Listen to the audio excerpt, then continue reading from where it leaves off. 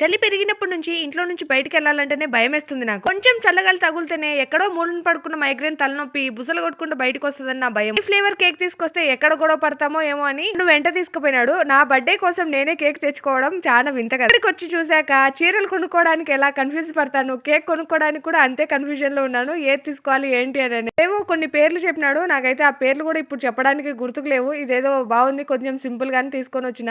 నాకు ఫ్లేవర్లు తెలియదు, ఓన్లీ కలర్లు తెలుసు అనమాట. వెనిలా అయితే వైట్, బ్లాక్ అయితే చాక్లెట్. ఈ రెండు ఫ్లేవర్లకు మించి ముందడుగు ఎప్పుడు వేయలేదు. ఈసారి మాత్రం కొత్తగా ట్రై చేసి ఇప్పుడు నేను తీసుకొచ్చుకున్న కేక్ వచ్చేసి బటర్ స్కాచ్. మీకు ఏ ఫ్లేవర్ ఇష్టం అనేది కామెంట్ చేయండి. ఈసారి నెక్స్ట్ బర్త్డే కి నేను ఆ ఫ్లేవర్ ట్రై చేస్తా. ఫంక్షన్ కి వెళ్ళి వచ్చే టైం అయిందని క్యాజువల్ గా డోర్ తీసిన. వీళ్ళు విష్ చేస్తుంటే చాలా బాగా అనిపించింది. అందుకనేసి మళ్ళీ ఒకసారి రండి అని వీడియో అయితే షూట్ చేసుకున్నా. ఇంత ప్రేమగా విష్ చేస్తుంటే నా మనసు గంతులేస్తుంది లోపల. అంత క్యూట్ క్యూట్ బేబీస్ అంత ప్రేమగా విష్ చేస్తే ఎవరికి మాత్రం హ్యాపీగా ఉండదు చెప్పండి. వీళ్ళంతా మా పిల్లల గ్యాంగ్.